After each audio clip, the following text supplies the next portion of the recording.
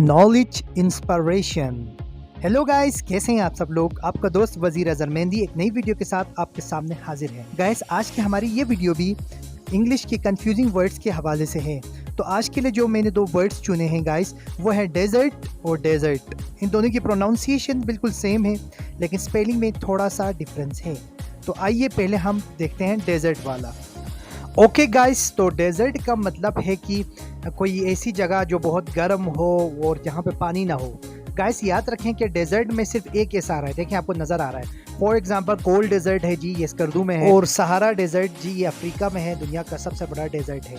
अच्छा guys, desert का एक और मीनिंग भी है, जिसका मतलब है कि किसी के साथ बेवफाई करना, किसी को छोड़कर जाना। ठीक है जी, शी डेजर्टेड हर हस्बैंड, उसने अपने हस्बैंड को छोड़ दिया। या फिर tourist deserted the beach. Guys, ये डेजर्ट यहाँ पे नेगेटिव मीनिंग में आ रहा है, क्योंकि बीच कोई मज़े का नहीं था तो टूरिस्ट ने उसको छोड़ दिया।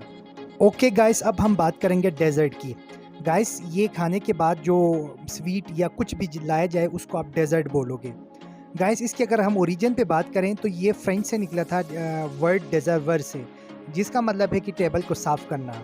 खाने के बाद टेबल को साफ़ किया जाता था, फिर खाना लाया जाता था, तो वो ये वर्ड वहाँ से निकला है। तो गाइस, डेजर्ट नॉर्मली स्वीट्स ही हुआ करते हैं, लेकिन ये ज़रूरी नहीं कि स्वीट हो। कोई और चीज़ भी जो खाने के बाद पेश किए जाए उसको आप डेजर्ट बोल सकते हैं। तो गाइस, अगर मेरी वीडियो पसंद आई हो तो प्लीज़ इसको सब्सक्राइब करें, लाइक करें और आगे शेयर करें। Thank you.